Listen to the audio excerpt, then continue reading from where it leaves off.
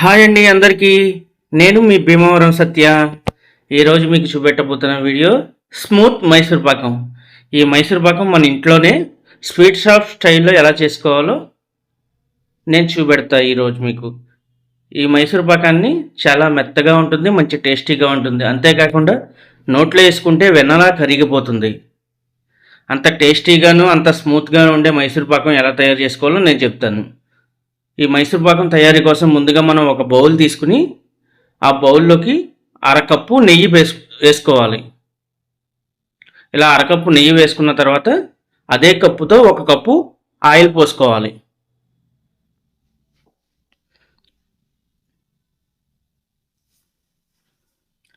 ఈ నెయ్యి ఆయిల్ బాగా కలిపేటట్టుగా మనం ఒక విస్కర్తో బాగా కలుపుకోవాలి. తర్వాత అదే కప్పుతో ఒక కప్పు శనగపిండి పోసుకోవాలి. శనగపిండి ఒకేసారి వేయకుండా కొంచెం కొంచెం వేసుకుంటూ మొత్తం కలిసే విధంగా కలుపుకోవాలి.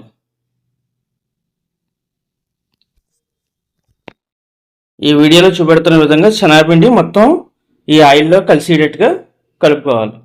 తర్వాత ఇందులోకి మనం ఒక చిన్న మిల్క్ పౌడర్ ప్యాకెట్ వేసుకోవాలి.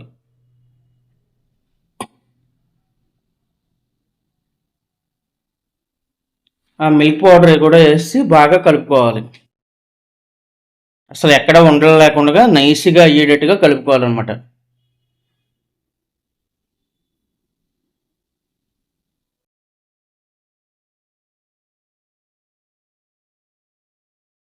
అలా కలుపుకున్న తర్వాత మనం ఏదైనా ఒక పళ్ళెం కానీ ఒక స్టైనర్ కానీ తీసుకుని దానికి నెయ్యి అప్లై చేసుకోవాలి.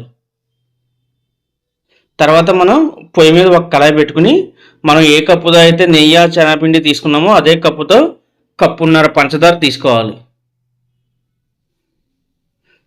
ఇలా మనం పొయ్యి మీద పెట్టుకున్న కళాయిలో కప్పున్నర పంచదార వేసుకుని ఒక కప్పు వాటర్ పోసుకోవాలి.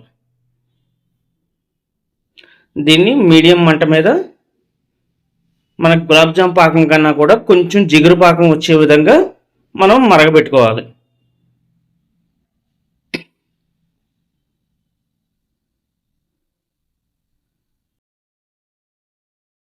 ఈ విధంగా జిగురు పాకం వస్తే సరిపోతుంది.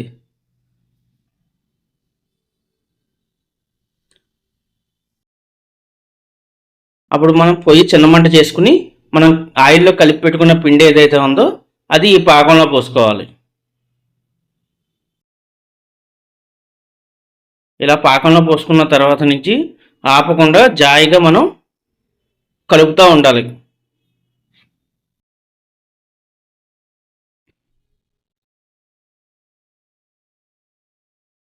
ఈ ప్రాసెస్ అంతా కూడా చిన్న మంట మీదే జరగాలి. ఇలా ఈ విధంగా ఒక 5 నిమిషాలు ఇలా కలుపుతూ ఉండేటప్పటికి కళాయి నుంచి వేరుపడి ఈ విధంగా తయారవుతుంది.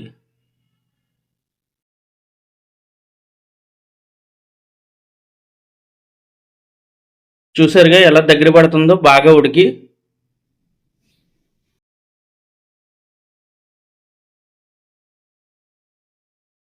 ఈ విధంగా తయారైన దాన్ని మనం స్టవ్ ఆఫ్ చేసి ముందుగా నెయ్యి రాసి పెట్టుకున్న బౌల్ ఏదైతే ఉందో ఆ బౌల్లోకి తీసుకోవాలన్నమాట.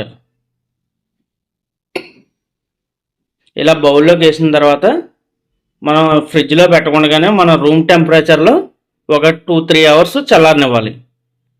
అలా చల్లారిన తర్వాత ఏదైనా చాకుతో ఈ విధంగా సైడ్లు ఇలా ఫోల్డ్ చేసుకుంటే మనకు ఈజీగా ఊడొచ్చేస్తుంది.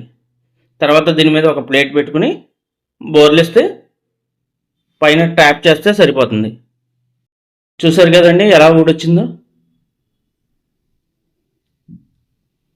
ఇప్పుడు దీన్ని మనం చాకుతో మనకు కావాల్సిన విధంగా కావాల్సిన సైజులో కట్ చేసుకోవచ్చు అనమాట ముక్కలు. అంతేనండి, నోరూరించే స్మూత్ మైసూర్ పాకం రెడీ. స్వీట్ షాప్లో కన్నా కూడా మంచి టేస్టీగా ఉంటుంది.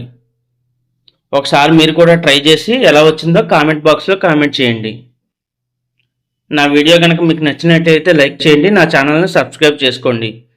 Please support for my channel. ఇప్పటి వరకు వీడియో చూసినందుకు థ్యాంక్ యూ వెరీ మచ్ అండి.